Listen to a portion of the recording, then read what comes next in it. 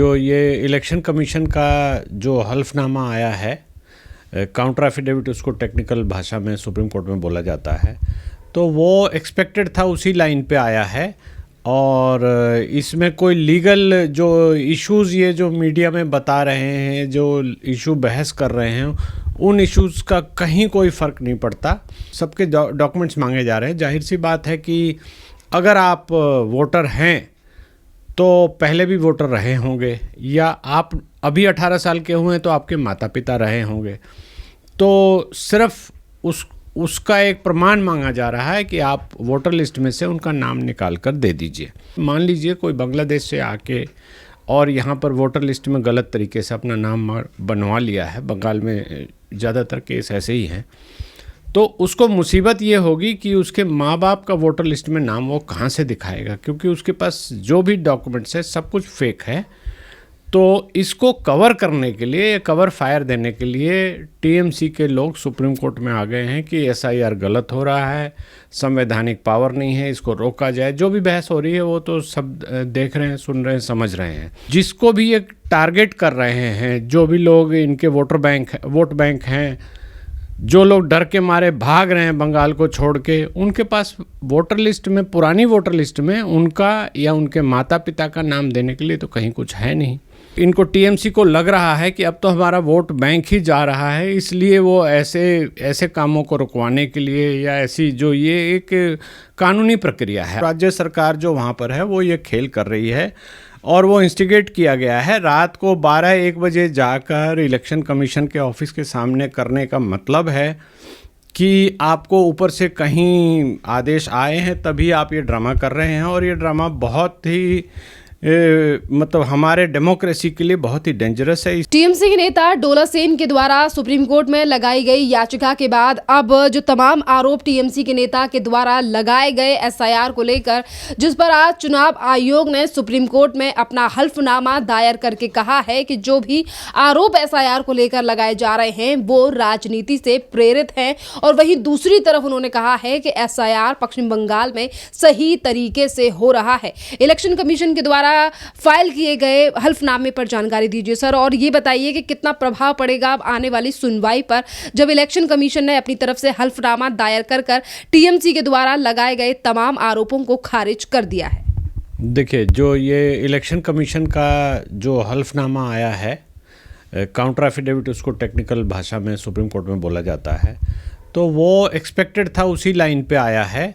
और इसमें कोई लीगल जो इश्यूज़ ये जो मीडिया में बता रहे हैं, जो इशू बहस कर रहे हैं, उन इश्यूज़ का कहीं कोई फ़र्क नहीं पड़ता। इसको समझने के लिए सबसे पहले ये जानना ज़रूरी है कि एसआईआर में क्या क्या हो रहा है। जो लोग लिस्ट में हैं उनको बोला जा रहा है कि आप अपना फॉर्म भरिए, और लोग फॉर्म भर रहे हैं। ऑनलाइन ज़्यादातर काम ऑनलाइन हो रहा है। जो नहीं हो रहा है उनके यहाँ जाकर वो जो बीएलओ होते हैं, जो सरकारी कर्मचारी होते हैं, वो जाते हैं और उनको फॉर्म दे के आते हैं, फिर फॉर्म कलेक्ट करके लाते हैं। उसके बाद उनसे डॉक्यूमेंट्स मांगा जाता है। सबके डॉक्यूमेंट्स मांगे जा रहे हैं। जाहिर सी बात है कि अगर आप वोटर हैं तो पहले भी वोटर रहे होंगे, या आप अभी 18 साल के हुए हैं तो आपके माता पिता रहे होंगे, तो सिर्फ उसका एक प्रमाण मांगा जा रहा है कि आप वोटर लिस्ट में से उनका नाम निकाल कर दे दीजिए। यह है योगी सरकार का नया उत्तर प्रदेश, जहां सड़कों से जुड़ते हैं सपने और एक्सप्रेसवे से तेज होती है तरक्की की रफ्तार।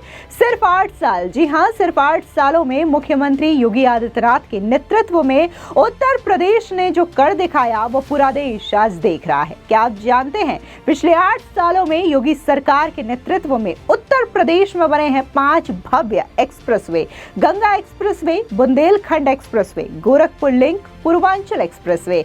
अब दिल्ली से लखनऊ सिर्फ 5 घंटे में, और मेरठ से प्रयागराज सिर्फ 6 घंटे में। 17,500 किलोमीटर से ज्यादा नई झमझमाती सड़कें। अब गांव की बेटी स्कूल टाइम पर पहुंचती है, किसान की फसल मंडी में पहुंच करके ताजी बिकती है। उत्तर प्रदेश में हवाई यात्रा का एक नया युग आरंभ हो चुका है। 2017 में सिर्फ 7 एयरपोर्ट थे, लेकिन आज 16 एयरपोर्ट उड़ान भर रहे हैं और योगी जी का संकल्प 21 नए एयरपोर्ट जल्द बनाने के। अब जेवर एशिया का सबसे बड़ा एयरपोर्ट बनेगा। वाराणसी से दुबई सिर्फ 2 घंटे में पहुंचेंगे। अयोध्या से देश दुनिया का सीधा कनेक्शन हो चुका है और मेट्रो लखनऊ, कानपुर, आगरा, नोएडा, ग्रेटर नोएडा और गाजियाबाद 6 शहरों में मेट्रो की रफ्तार। अब ट्रैफिक जाम भी लोगों को याद नहीं रहता। अब किसान भी खुश है क्योंकि उसका माल समय पर मंडी में पहुंच रहा है। अब व्यापारी इसलिए खुश है क्योंकि कारोबार तेजी से बढ़ रहा है और नौजवान खुश है क्योंकि रोजगार यही मिल रहा है और माँ बहन भी खुश है क्योंकि सफर सुरक्षित और तेज हो चुका है। ये सिर्फ इमारतें और सड़कें नहीं है, ये है लाखों लोगों के बदले हुए जीवन। ये है योगी जी का उत्तर प्रदेश, जहां विकास कागज पर नहीं, जमीन पर, दिल में और हर घर में महसूस होता है। उत्तर प्रदेश बढ़ेगा तो देश बढ़ेगा, उत्तर प्रदेश चमकेगा तो भारत चमकेगा। योगी है तो यकीन है, नया उत्तर प्रदेश, नया भारत। जय हिंद, जय उत्तर प्रदेश। अब ये एक देखने में बहुत ही आसान प्रक्रिया लगती है, लेकिन मान लीजिए कोई बांग्लादेश से आके और यहाँ पर वोटर लिस्ट में गलत तरीके से अपना नाम बनवा लिया है, बंगाल में ज़्यादातर केस ऐसे ही हैं, तो उसको मुसीबत ये होगी कि उसके माँ बाप का वोटर लिस्ट में नाम वो कहाँ से दिखाएगा, क्योंकि उसके पास जो भी डॉक्यूमेंट्स है सब कुछ फेक है। तो इसको कवर करने के लिए, कवर फायर देने के लिए टीएमसी के लोग सुप्रीम कोर्ट में आ गए हैं कि एसआईआर गलत हो रहा है, संवैधानिक पावर नहीं है, इसको रोका जाए। जो भी बहस हो रही है वो तो सब देख रहे हैं, सुन रहे हैं, समझ रहे हैं। लेकिन इलेक्शन कमीशन ऑफ इंडिया ने इसमें स्पष्ट कर दिया है कि हमारे पास कोई शिकायत नहीं आई है। और अदरवाइज़ भी मैं बता दूं कि जब इलेक्टोरल रोल पब्लिश हो जाएगा, मान लीजिए किसी का नाम हटा दिया जाता है उसमें से, तो उसको अधिकार है कि डीएम के सामने वो अपील डाले और 15 दिन के अंदर अपील डाले। उसके बाद फिर वो इलेक्शन कमीशन के लेवल पर, स्टेट इलेक्शन कमीशन के लेवल पर सेकंड अपील भी उसकी लगती है। उसके बाद वो हाई कोर्ट भी जा सकता है। अब सवाल ये है कि जिसको भी एक टारगेट कर रहे हैं, जो भी लोग इनके वोट बैंक हैं, जो लोग डर के मारे भाग रहे हैं बंगाल को छोड़ के, उनके पास वोटर लिस्ट में, पुरानी वोटर लिस्ट में उनका या उनके माता पिता का नाम देने के लिए तो कहीं कुछ है नहीं। अगर आप मान लीजिए मैं कहता हूं कि मेरी उम्र 50 साल है और मैंने यहाँ पर अब वोटर लिस्ट में मेरा नाम आ गया है, तो इलेक्शन कमीशन सिंपल यही तो कह रहा है कि आप 50 साल के हो गए तो आपने कम से कम 5-7 इलेक्शन में या इसके पहले वाले इलेक्शन में आपने वोट दिया होगा, कट ऑफ डेट है, तो आप 2003 के बाद से जो भी वोटर लिस्ट आई है उसमें अपना नाम कहाँ था वो बता दीजिए। जो एड्रेस मैंने दिया हुआ है वो रिकॉर्ड पे है। वोटर लिस्ट में सब कुछ ब्लॉक और डिवीज़न वाइज, जो बूथ वाइज है वोटर लिस्ट है, तो जाहिर सी बात है कि मैं वहाँ पर रहता हूँ तभी मैंने वहाँ का एड्रेस दिया है।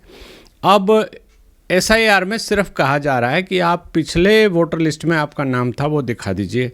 अगर किसी का केस ऐसा है कि मैं तो अभी इस साल 18 साल का हुआ हूँ इसलिए मेरा नाम ऐड हुआ है, तो एसआईआर की प्रक्रिया बड़ी सीधी है। वो कहते हैं कि आपके माता पिता का नाम दिखा दीजिए।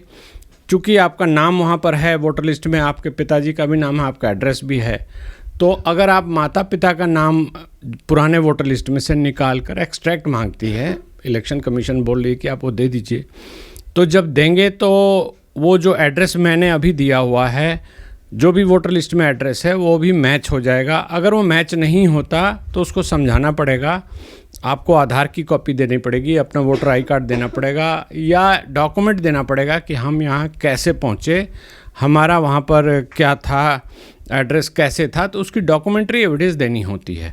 अब हो क्या रहा है, बंगाल में जो बहुत मैसिव लेवल पर जो प्रक्रिया हुई है पिछले 10-20 साल से हुई है, ज़्यादा हुई है, आप कह सकते हैं कि देश के लोग घुसपैठिए के रूप में वहाँ आ गए हैं, आ जाते हैं।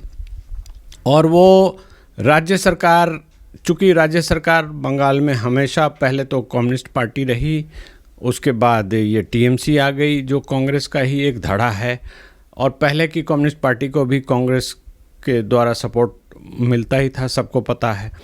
तो वो क्या करते हैं कि उन लोगों को कवर करने के लिए उनको कुछ ना कुछ बेनिफिट दे देते हैं, कहीं ना कहीं इनरोलमेंट कर देते हैं, और धीरे धीरे वैसे लोग भारत की जो मतदाता सूची है उसमें अपना नाम धीरे से घुसा लेते हैं। चूँकि स्टेट गवर्नमेंट के कर्मचारी ही वोटर लिस्ट बनती है, उसको तैयार करने का काम स्टेट गवर्नमेंट के कर्मचारी करते हैं, और डिस्ट्रिक्ट मजिस्ट्रेट लेवल पर ये कंपाइलेशन होता है। तो किसी का नाम अगर ऐड हो जाता है तो उसको चेक करना या उसको पकड़ना इम्पॉसिबल है जब तक कोई ऑब्जेक्शन ना आए।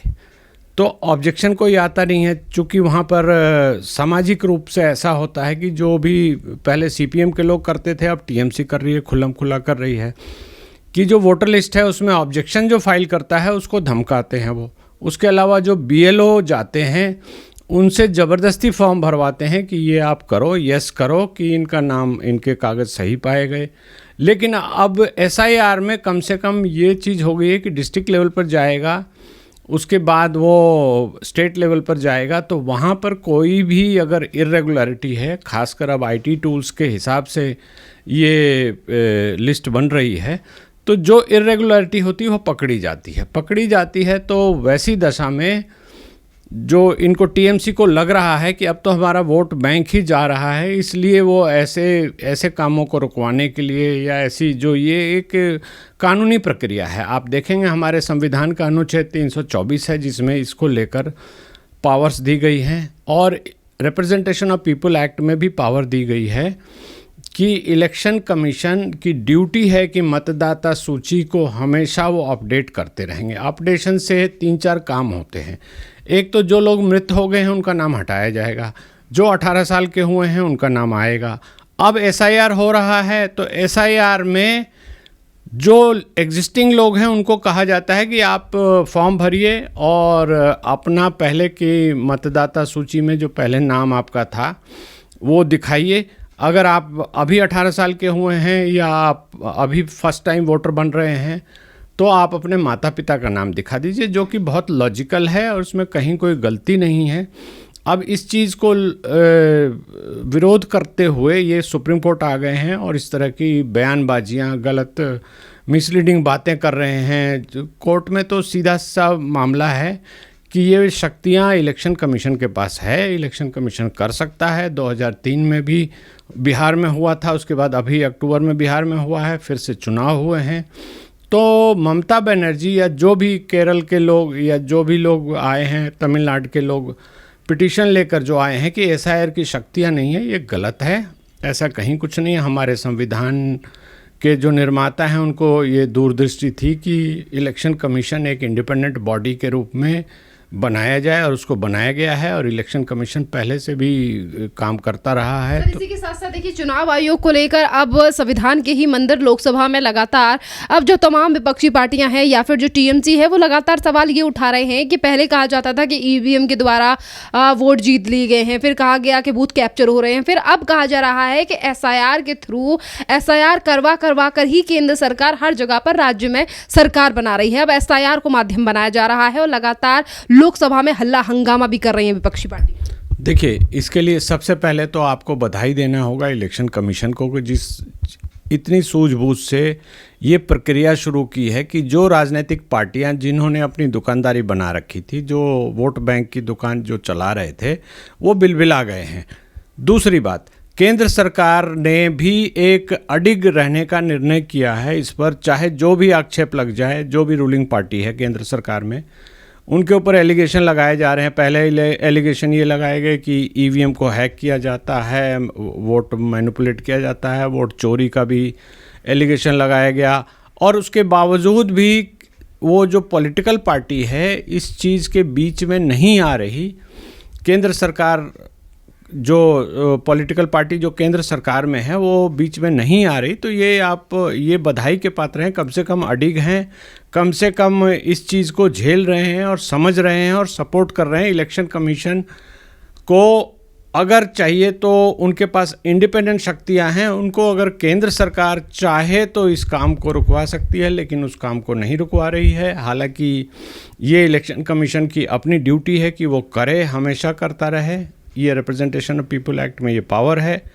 और इसको केंद्र सरकार से कहीं ना कहीं ये सपोर्ट मिल रहा है, लॉजिस्टिक सपोर्ट मिलेगा आपको, जो आईटी टूल्स चाहिए वो दिए जाएंगे, तो आप इसको कीजिए, इसमें कहीं कोई गलत नहीं है। अब दुर्भावना का तो कुछ भी काम होता है तो कोई भी पार्टी बोल सकती है, हारने वाली खासकर जो पार्टी होती है जिसको हारने से डर लगता है वो तो बोल ही सकते हैं कि ऐसा इन्होंने मैनिपुलेट किया, वोट चोरी की, ये किया वो किया, कुछ भी बहाने वो लगा सकते हैं। और इसका देखिए हमारे संविधान में इसको लेके बहुत स्पेसिफिक प्रावधान भी हैं।